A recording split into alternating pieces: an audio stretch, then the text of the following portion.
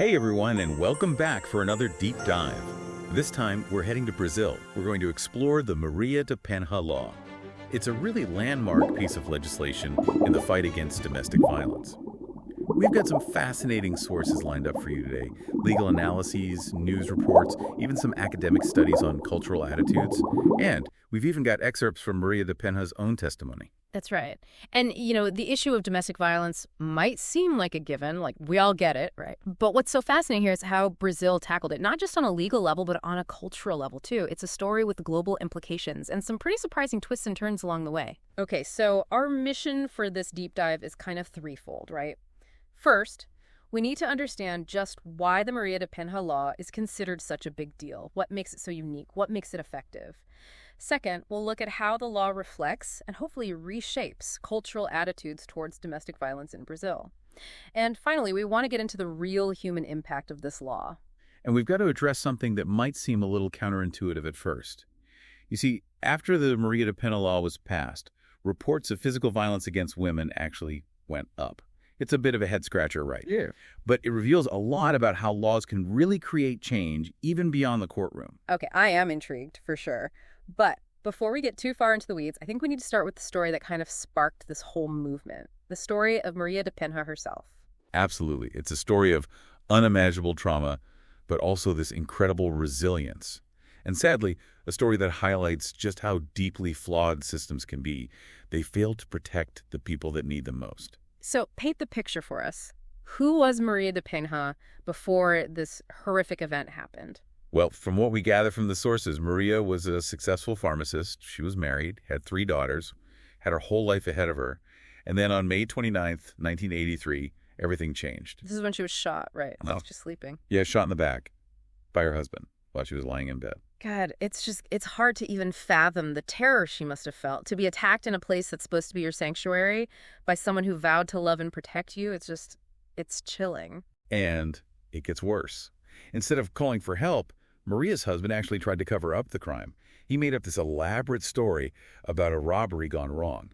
Wait, so he was trying to make it seem like they were victims of, like, random violence, as if some robber would just break into a house in the middle of the night and specifically target her? Exactly. He even went so far as to tell everyone that the robbers vanished without taking anything. It's a pretty chilling example of how perpetrators try to maintain control, how they deflect blame, even in the face of such horrific violence. Wow. But it also speaks volumes about the societal context in which this took place. What do you mean? Well, think about it.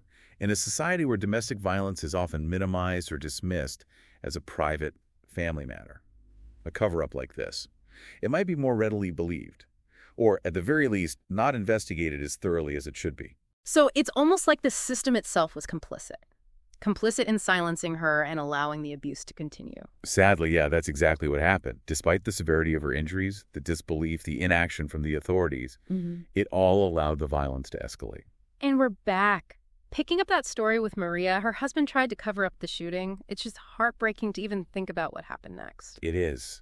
Maria actually spent 4 months in the hospital, underwent multiple surgeries, but the damage from the shooting, it was irreversible. She was paralyzed. God, I can't imagine the physical and emotional toll that must have taken on her. Just to go through something so traumatic, to be so close to death, and then to have to grapple with such a life-altering injury. And we have to remember, this is a time when support services for domestic violence survivors, they were basically non-existent in Brazil. There was this pervasive silence surrounding the whole issue, really. It was fueled by stigma and just a blatant lack of awareness. So she's dealing with this horrific trauma, this life-altering injury, and she doesn't even have a safety net. It's unconscionable. And to make matters worse, her nightmare didn't end at the hospital doors. Marie was discharged and sent right back home. Wait, you're telling me that she went back to the man who shot her? Hard to believe, but yes. For 2 weeks, Maria was essentially a prisoner in her own home, at the mercy of her abuser. This is where he attempts to kill her again, right? I remember reading something about the electric shower. Yeah. According to Maria's testimony, her husband tampered with the electrical wiring of their shower, hoping to electrocute her. God. Yeah. It sends chills down your spine to even think about the terror that she must have been enduring, this feeling of being hunted in her own home. It's almost unimaginable. But thank goodness her family intervened at that point, right? They did. Her family stepped in, thankfully. and they got her out of that dangerous situation. But getting away from her abuser, well, that was only half the battle, really. What followed that was this grueling fight for justice, one that would go on to expose the systemic flaws that allowed domestic violence to thrive. And this is where that concept of state responsibility comes into play, right? This whole idea that governments have an obligation to protect their citizens from harm. Exactly. And in Maria's case, the Brazilian government failed. And they failed spectacularly. Despite the overwhelming evidence against him, Maria's husband was allowed to walk free for years. Years while this case just dragged on in court. It took 8 years for him to even stand trial. 8 years. That's incredible. It's a tragic pattern we see repeated in cases of domestic violence all around the world. It's a systemic failure to recognize just how severe these crimes are. And there's this tendency to prioritize the perpetrator's rights over the victim's safety. Wow. So what happened when he finally did stand trial? Well, he was found guilty. But here's the really shocking part. Even with the conviction, even after everything that Maria had endured, her husband, he remained a free man. Yeah, he was sentenced to 13 years in prison. But due to legal loopholes and a shockingly lenient appeals process, he walked out of the courtroom that day. Wait, he was convicted of shooting his wife, trying to electrocute her, and he just walks free. That's unfathomable. It was a devastating blow. And not just for Maria, but for countless women across Brazil who were watching her case, watching with this mix of hope and trepidation. It exposed the inadequacy of that existing legal framework. And it ignited this firestorm of outrage. I can only imagine that sense of betrayal, that feeling that the system was just rigged against them. It was a turning point. People took to the streets demanding justice. Justice for Maria and for all victims of domestic violence. And crucially, this wasn't just a grassroots movement. This is where the Inter-American Commission on Human Rights gets involved. Exactly. The IACHR, this powerful international body, they took notice of Maria's case. They launched an investigation. And in a landmark ruling, they held Brazil accountable for failing to protect one of its own citizens. Okay, so for those of us who aren't legal scholars, break that down for us. How can an international commission tell a country what to do within its own borders? It all hinges on that concept we mentioned earlier, state responsibility. Countries, they have this fundamental obligation under international human rights law to protect their citizens from violence, no matter who the perpetrator is. By failing to adequately investigate, prosecute, and prevent the violence against Maria, Brazil was found in violation of its international commitments. Wow. So this small-town Brazilian woman's case, this story of just unimaginable suffering and injustice, it became a matter of international scrutiny. Precisely. And it was this external pressure, coupled with the just unwavering determination of activists and organizations on the ground, that finally forced Brazil to confront its shortcomings. And from this crucible of pain and outrage, the Maria de PENHA law was born.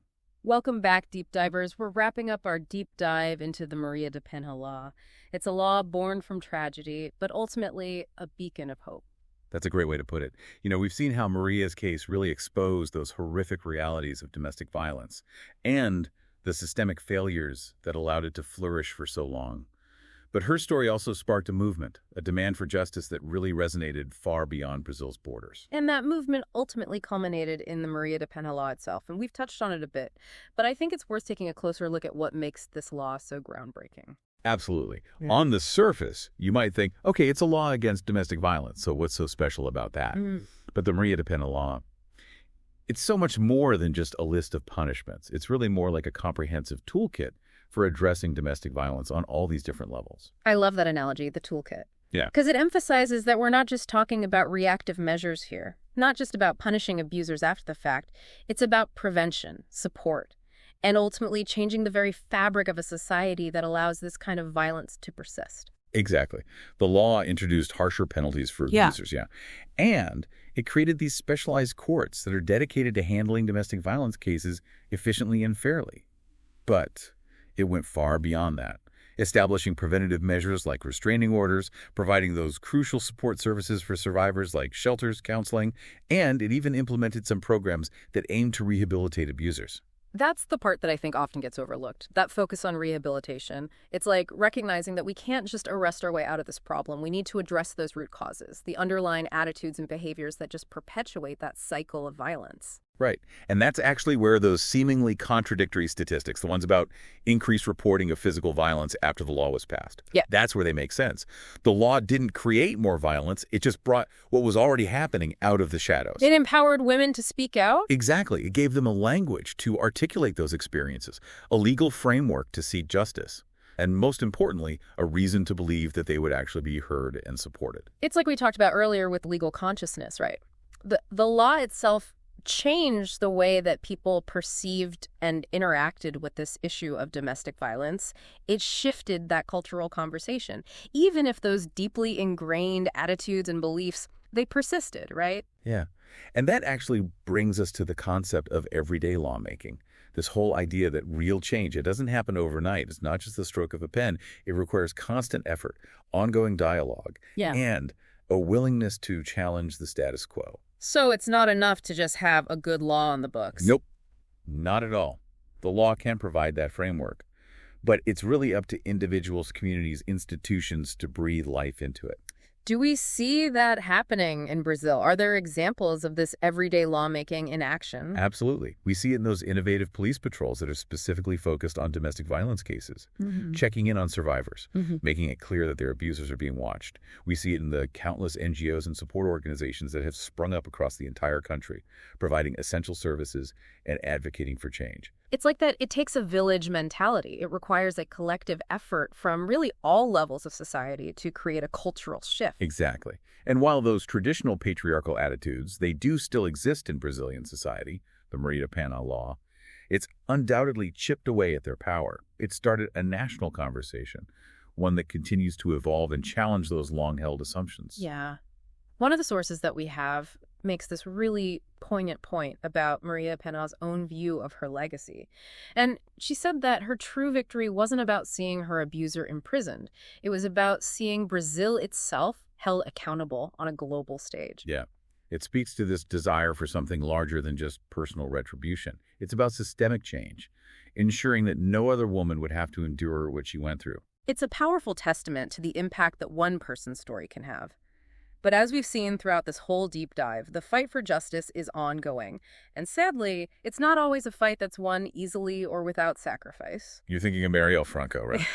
Yes, we can't talk about progress without acknowledging those setbacks, the ongoing struggles. Marielle Franco's story is this stark reminder of the risks that come with challenging, deeply entrenched power structures, particularly for women of color, women who dare to speak truth to power. And for those who might not be familiar with her story, Marielle was a rising star in Brazilian politics. She was Rio de Janeiro city councilor, and she was known for her really fierce advocacy for human rights, for the LGBTQ community, and her fearless criticism of police brutality. Sadly, her voice was silenced in 2018 when she was assassinated in a targeted attack. Her murder sent shockwaves through Brazil and beyond. And the fact that her murder remains unsolved to this day is a chilling reminder of the work that still needs to be done. It's also a call to action, a reminder that the pursuit of justice requires constant vigilance, courage, and a willingness to speak out against injustice, no matter the cost. And that's what we really want to leave you with today, Deep Divers.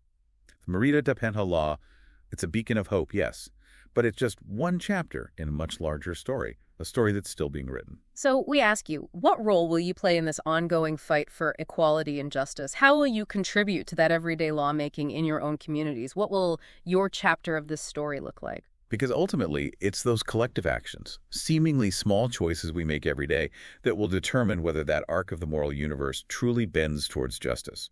Thanks for joining us for this deep dive, everyone. We'll see you next time for another exploration of the ideas that shape our world.